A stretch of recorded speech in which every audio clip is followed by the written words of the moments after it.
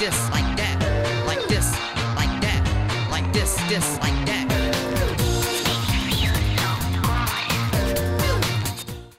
Eh bien, bonjour tout le monde, on se retrouve pour une toute nouvelle vidéo sur Planet Coaster et nous sommes de retour sur notre petite map. Petite, c'est clairement un euphémisme face à la grandeur de ce parc en fait, enfin bref. Tellement de boulot. Donc on se retrouve sur notre ami Chiapas dans lequel on avait fait beaucoup de choses la dernière fois. Hop, on va peut-être remonter à l'inverse. Notre ami Chiapas, oui, à la drop. Bon, il faudrait peut-être que je fasse quand même des chemins d'accès backstage, histoire qu'on puisse ne plus être emmerdé à devoir tout monter comme ça à la main. On va peut-être se mettre sur une horaire différente. On va se mettre à 13h, on va se mettre à 15h peut-être. Ou au matin généralement. Au matin, c'est pas trop mal. On va peut-être se mettre à 10h. Ouais, à 10h, c'est plutôt pas mal. Alors, on était la fois dernière sur tout cet immense décor qui a un tout petit peu évolué. Donc pour cette partie-ci, on a surtout une autre scène de Chiapas qui a été bien avancée et quasiment terminée. Honnêtement, il n'y a plus grand chose à faire hormis toute la programmation en fait, mais vous allez vite comprendre juste après. Alors, déjà, j'ai beaucoup relié un petit peu l'ensemble de l'attraction. Donc ici, le mur n'avait pas été fait avant. Voilà, c'est un beau mur, le sol a été fait. Voilà, plein de choses à droite et à gauche qui ont été faites. Vous voyez que le canal est désormais solidaire au reste et solidaire au sol. J'ai dû modifier un petit peu ce sol-ci parce que justement la scène d'en bas c'était trop compliqué pour que je puisse modifier tout ça. Donc c'est pour ça qu'elle a été légèrement surélevée. Voilà, donc des détails à droite et à gauche, surtout un travail sur la roche. Donc vous voyez, toute cette scène-ci paraît plus réaliste et beaucoup plus unie si vous voulez. Tout a été construit vraiment dans cette veine-ci. Vous voyez encore quelques petites choses à faire, notamment un toit ici, avec évidemment les décors de la roche ici qui viennent comment dire, s'assembler avec le tout. Mais bon, ça va encore demander un petit peu de boulot, et puis accessoirement qu'on ne puisse pas voir le canal de là-haut, c'est pour ça que accessoirement je vais devoir mettre un toit. Mais ça va être un petit peu plus tard. Mais en tout cas, je suis vraiment très fier de cette esplanade, parce que avant on n'avait vraiment pas, on avait une attraction limite très pauvre en décor, on avait juste de la roche. Et quand on met que de la roche, en fait, bah, c'est pas réaliste, c'est pas beau, c'est pas... Là, c'est tout de suite beaucoup plus réaliste, beaucoup plus beau, parce qu'on a déjà, ne serait-ce que les catwalks d'évacuation, ça c'est vraiment un plus. Et plein de petits détails à droite à gauche, ça j'en suis vraiment très fier. Alors, l'autre scène, enfin la nouvelle scène plutôt qui a été avancée, je vous propose peut-être de se mettre en on-ride dans l'attraction. Vous allez me dire, une on-ride sans qui ne soit pas dans l'attraction, ça va être compliqué. Comme ça, on va découvrir ensemble cette nouvelle scène. Et on va découvrir également, pourquoi pas, les autres nouveautés de ce qui n'est pas de cette scène. Alors, on va peut-être se mettre de nuit parce que la scène se déroule quand même de nuit. C'est quand même mieux, on a tous les éclairages, ne serait-ce que la première scène, c'est tout de suite beaucoup plus joli. Vous allez voir ça, c'est un petit peu après la station. Voilà, on n'est pas trop loin, donc on va faire une on-ride, mais une on-ride très progressive. Comme ça, vous découvrez... ensemble, enfin on découvre ensemble ce que ça donne en on-ride et c'est beaucoup plus sympa. Alors pourquoi ça lagouille comme ça, je ne sais pas, ça va être sans doute la sauvegarde automatique, mais bon ça va prendre un petit peu de temps. Voilà, là c'est mieux, tout de suite c'est beaucoup mieux. J'ai donc rajouté notamment ici l'énorme mur, là vous savez le mur qui est censé avoir à la base de la roche. Bon maintenant c'est pas de la roche, c'est de la tôle un petit peu dégueulasse, mais cette tôle à terme elle est censée avoir de la roche, mais bon en attendant c'est toujours bien quand même d'avoir un truc un minimum réaliste et mettre plutôt quelque chose de réaliste, par exemple de la tôle, voilà, même si c'est pas beau, voilà, mais je pense qu'ici ce sera vraiment une zone très tôlée, je pense que ce sera la seule partie de l'attraction un peu comme ça. Voilà, donc là cette scène là vous la connaissez, bon j'ai pas encore tout à fait terminé, normalement c'est censé être rebouché juste derrière, et là on arrive à la scène un petit peu plus intéressante. Voilà, donc tout ce qui est effet lumineux n'a pas été fait pour l'instant. Mais on est à peu près dans le délire.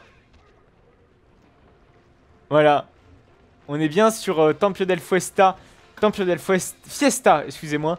Donc la fameuse scène en mode Maya font un petit peu la fête. Voilà, j'aime beaucoup cette scène et ça a complètement changé comparé à avant. Je pense que ça vous devez l'avoir sans doute reconnu. Bon déjà... c'est vrai que le canal me paraît peut-être un petit peu bas par rapport à toute la scène, mais bon, c'est pas excessivement grave. Alors donc déjà, il manque beaucoup d'animation au niveau des éclairages. C'est vrai que l'éclairage pour l'instant est trop statique, Mais évidemment, on est censé avoir les lasers. Là, c'est vrai que j'ai mis 4 lasers, mais on est censé avoir un laser qui soit allumé à gauche, puis à droite, etc. etc. Vraiment, d'une manière, comment dire, très répétitive et cadencée, si vous voulez, qui soit également synchronisé avec la musique. Et c'est pareil pour ce qui est des éclairages. On n'est pas censé rester sur du rose tout au long de la scène, on est censé avoir plusieurs couleurs. Mais là pour l'instant, vu que la scène est statique, je préfère avoir une scène plutôt de ce style là. Mais bon, après il faut faire toute la programmation. Je pense qu'on va faire une partie backstage vraiment exprès pour cette partie programmation. Et de toute façon c'est réaliste, hein, c'est comme ça qu'est fait, c'est comme ça que fonctionne une scène pareille, hein. Il y a une zone backstage derrière et puis on a tout un show control, bon, qui est automatique certes en période d'opération, mais qui peut être contrôlé manuellement, généralement, hein, ou sinon... enfin bref, c'est un peu étrange. Voilà, donc j'ai remis à peu près les détails qui avaient été faits déjà avant, notamment les petits catwalks juste avant, les petits tapis roulants, enfin juste au niveau des tapis roulants, juste avant les drops généralement. J'ai essayé, donc voilà, donc j'ai fait des murs. Alors c'est vrai qu'avant, c'était pas du tout comme ça, hein, c'était de la pierre comme d'hab, hein, comme toutes les scènes de Chiapas, si on pouvait encore appeler ça des scènes. C'était vraiment que de la pierre de partout. Là c'est beaucoup mieux fait. On a eu un travail qui a été fait déjà sur le bac de rétention, là où est-ce qu'il y a de la flotte. Avant il n'y en avait pas du tout. Et qu'est-ce que c'est galère à faire. Vous pouvez pas savoir à quel point c'est galère à faire ce genre de choses. Je l'avais déjà fait notamment avec la scène juste avant. Ici la scène archéologie, si je puis dire, avec de gros guillemets. Voilà, il y a encore beaucoup de choses à cacher, je suis désolé. Mais voilà, toute cette scène archéologique avait été faite un petit peu dans cette technique-ci. Bon, même si le bac était beaucoup plus petit. Là je me suis cassé le cul à faire un bac beaucoup plus grand, beaucoup plus profond. Et qu'on ait moins de, comment dire, de béton entre le canal et ici. Qu'est-ce que c'est un bordel, parce que vous savez qu'en fait juste derrière se cache voilà, c'est du terrain en fait qui a été modelé exprès pour faire un bac de rétention, et c'est absolument l'enfer pour faire ça. Vous pouvez pas savoir à quel point. Bon, ça va, on a encore du jus entre le décor et puis le reste. C'est limite possible, vous voyez, de faire je sais pas, des petites maisons comme ça qui sont incrustées dans la roche. Oh, j'ai une idée. J'ai une idée à propos de ça, faire un genre de village alpin vraiment bien incrusté dans la roche. C'est pourquoi pas, ça peut être juste énormissime. Enfin, un village mexico-alpin. Je sais pas si vous voyez ce que je veux dire. Et puis derrière, on fait des boutiques, on fait des facilities. Je pense qu'il y a largement moyen de faire un truc sympa pour faire une belle transition avec la zone Africa. Voilà, et voilà, donc également un travail de roche également sur ce côté-ci. Vous voyez que j'ai bien embrassé, si je puis dire, notre ami Black Mamba à la zone thématique Mexico. C'est beaucoup plus joli. Bon, par contre, les supports de Black Mamba, il va falloir les modifier. Ça, je pense que ça va être un prochain gros travaux. Enfin, ça va être de gros travaux. Ça va être surtout déjà de renforcer la thématique de la zone Black Mamba. Il y a 2-3 petites choses qui ne vont pas pour moi dans cette zone. C'est vrai que c'était l'anciennement la zone la plus thématisée du parc, mais là, il y a encore pas mal de petites choses à faire. Je pense notamment à l'éclairage, qui n'y en a pas du tout, hein. Quand on se met de nuit dans Black Mamba, dans la zone de Black Mamba, il y a RAS, il n'y a rien du tout. Alors que vous voyez que la zone par exemple Klugheim et puis la zone de Chiapas ont été travaillées un petit peu dans cet esprit-ci, même si je pense qu'il y a un petit peu de boulot. Même la zone Berlin, voilà, commence à avoir des éclairages nocturnes. Et voilà, donc ici tout a été éclairé quasiment en nocturne. Et ça, bon, c'est clairement plus agréable d'avoir de bel éclairage nocturne plutôt que de rien avoir. Là, on voit, voilà, Black Mamba fait très très vite. Même ici, on n'a même pas d'éclairage nocturne. Je pense qu'il va falloir bosser ça, parce que pour ouvrir le parc en nocturne, bah, Black Mamba, théoriquement, n'a pas l'autorisation d'ouvrir. Voilà, il y en a que 2 éclairages. C'est super, c'est pas beau, voilà. Donc il y aura clairement du boulot à faire. Et pour moi, voilà, au niveau des supports de Black Mamba, il y a clairement autre chose à faire que, voilà, parce que je trouve que les supports de Black Mamba s'étendent beaucoup trop. Même ne serait-ce que le bâtiment principal, je pense qu'il y a moyen de faire des trucs beaucoup plus sympas, beaucoup plus détaillés. Là, c'est vrai que ça manque un petit peu de détails, ne serait-ce que ces parties de façade de l'hôtel Matamba manque un petit peu de détails, voilà. Donc je pense qu'après Chiapas, l'un des derniers, c'est vrai que je dis l'un des derniers à chaque fois, mais l'un des derniers gros travaux, ça va être d'intégrer, comment dire, correctement, je trouve, cette zone transitoire qui est tout ici, là-bas.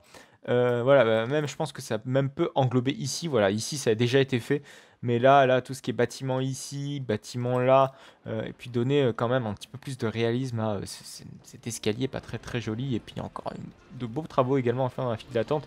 Ok, cette file d'attente là est peut-être pas potable, mais par contre quand on arrive ici, voilà, il n'y a absolument rien.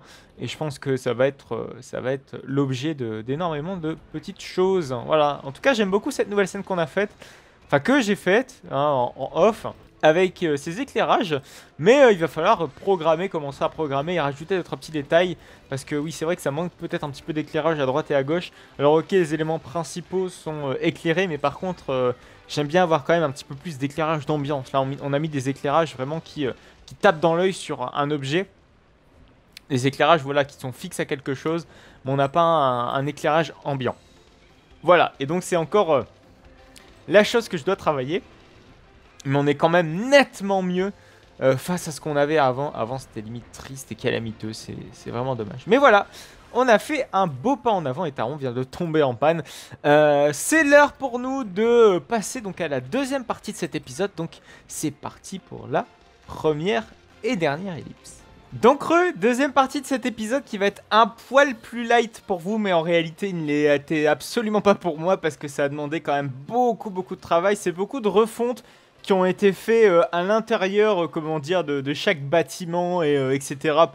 C'est vraiment des détails de merde à la con, mais qui ont toute leur importance. Je vais vous expliquer en quoi ça consiste dans quelques instants, mais il y a eu quand même des nouveautés en termes de visuel et en termes de, comment dire, de visuel tout simplement, et puis de décor. Alors, pour ce qui est donc de Chiapas, comme vous pouvez le voir déjà, nouvelle enseigne. On a désormais une belle entrée, enfin sympathique, dans lequel on peut se séparer en deux, donc avoir ici l'entrée principale, donc l'entrée de l'attraction, et enfin avoir le Deep in Africa. Donc là, ici, on a évidemment les panneaux qui sont associés à l'entrée de l'attraction et puis au Deep in Africa. Donc vous voyez qu'ici, derrière, on a Black Mamba, on a un accès sur Black Mamba. Pour l'instant, j'ai condamné l'accès à Black Mamba et ici, parce qu'à la base, cette partie était en travaux, si vous voulez. Donc du coup, j'ai fait en sorte que les visiteurs ne puissent pas rentrer ici. C'est seulement il y a quelques minutes que je viens d'ouvrir ces petites barrières pour pouvoir potentiellement ouvrir Chiapas et puis que nos visiteurs puissent s'installer dans les gondoles de Chiapas. Alors, qu'est-ce que j'ai fait déjà globalement, alors j'ai changé un petit peu le sol. J'ai mis un sol globalement uni avec des briques. Alors ici, ça n'a pas énormément changé, mais en fait, ce qui a énormément changé, c'est l'entièreté du pont. Parce que j'ai limite fait une refonte entière du pont.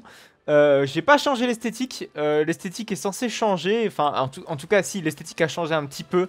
Mais honnêtement, c'est tellement minime que ça ne se voit, je pense pas, du premier coup d'œil. C'est beaucoup de détails, genre de changement de couleur, de palette de couleurs. Mais pareil, hein, c'est pas encore terminé parce que le pont a été entièrement refait. Je vais m'expliquer dans quelques instants. Je vais même vous l'expliquer maintenant pourquoi. Alors, pour le pont, en fait, si vous voulez, il y avait un petit souci, c'est qu'on voyait les bordures sur les côtés. Ce qui fait que du coup, j'ai dû tout refaire le pont. J'ai dû voilà, modifier chaque mur, les remettre vraiment le plus proche possible pour éviter qu'on voit les bordures déjà sur les côtés. Donc le pont était inutilement large. C'est pareil, en fait. Au niveau de la file d'attente, vous voyez, il y avait un énorme jour entre le muret et puis la bordure de file d'attente, pareil ici. Donc c'était inutilement large, donc c'était pas la peine de le laisser comme ça. Et donc j'ai voulu rétrécir un petit peu la largeur du pont. Ce qui a été fait, mais bon, ça a pris un temps absolument phénoménal. Parce que déjà, ça rend tout de suite beaucoup mieux quand on voit pas les bordures comme ça. On a vraiment l'impression que le sol est solidaire avec ce qu'on a fait avec les murs. Donc ça, c'était un truc, c'est un effet que je veux donner sur absolument toutes les attractions maintenant. Ne plus voir les bordures. Ou peut-être à de rares exceptions. Parce que les bordures, c'est pas super joli non plus. Et puis bon, tout de suite, quand on les voit plus, je trouve que le rendu est quand même bien meilleur que quand on les voit. Voilà, donc ça c'était pour la petite parenthèse du pont, mais qui m'a pris un temps phénoménal. Au moins plus des 3/4 de ce qui a dû être fait dans cet épisode. En termes de temps, hein, si vous voulez. Donc, ensuite, vous voyez que j'ai fait une belle enseigne avec donc Chiapas. J'ai travaillé un petit peu l'éclairage nocturne. Je pense que vous devez le voir. Donc là, ici, on a 11h20 et là, donc à minuit 20. Voilà ce que ça donne. L'éclairage a été un petit peu travaillé. Voilà, donc c'est également beaucoup ici que ça a changé. J'ai fait un beau virage avec des beaux décors, avec de la roche qui a été retravaillée pareillement ici. Le pont pareil a été retravaillé sur certains endroits, mais bon ça vous le voyez tellement pas et c'est tellement dommage, mais ça changera clairement au rendu final, c'est obligatoire de le faire, sinon ce n'est pas possible. Les barrières ensuite, donc vous voyez que j'ai fait 2 types de barrières, même 3 types de barrières, même 4 en fait quand on regarde bien. Alors on a des barrières beaucoup plus light hein, qu'on a déjà fait dans la file d'attente juste ici. Donc ça c'est des barrières classiques en métal, en acier. Et donc juste à côté, on a une barrière en bois que j'avais déjà conçue pour ici. Donc j'ai repris un petit peu le pattern et puis j'ai fait ça en beaucoup plus grand et beaucoup plus haut. Voilà, ça permet aux visiteurs d'éviter de se casser la gueule, admettons, s'ils souhaitent se déplacer là-bas. Enfin bref. Et des murs énormes, mastodontes, un petit peu dans le style temple, qui rappelle un petit peu le style qu'on a adopté ici. C'est vrai que l'ancien style il était vraiment très très clair. En tout cas, les murets étaient extrêmement clairs au niveau d'ici.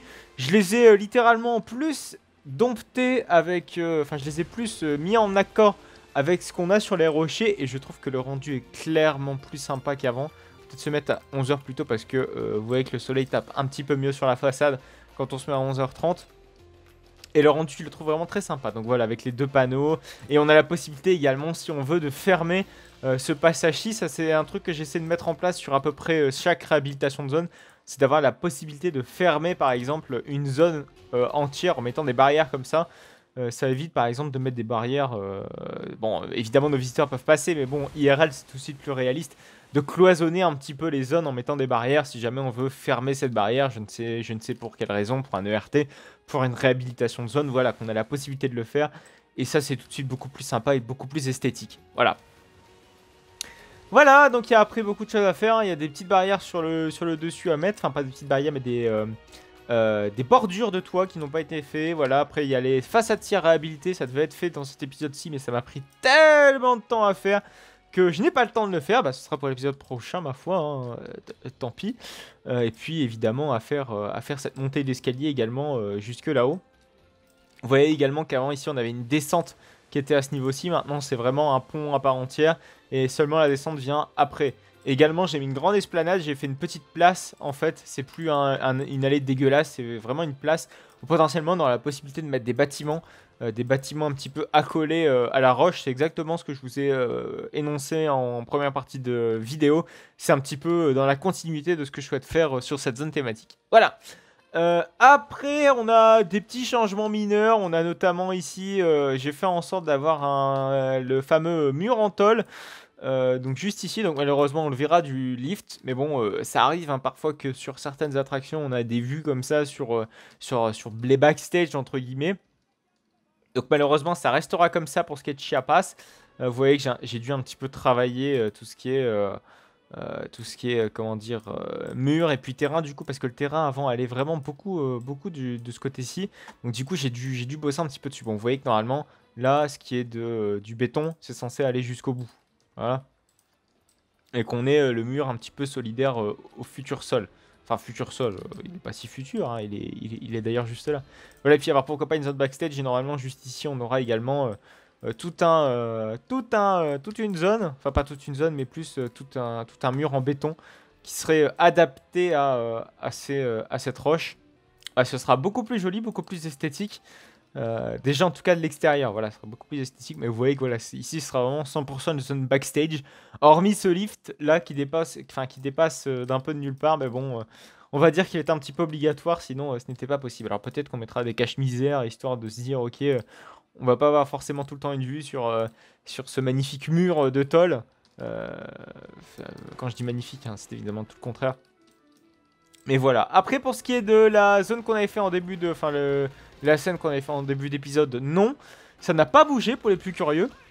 Je sais même pas si le support était là. Si le support était là en début d'épisode, donc j'ai rien dit. Mais voilà, c'est surtout ça qui m'a pris un temps absolument faramineux. Mais voilà, là, la zone avance doucement mais sûrement. J'aime ça.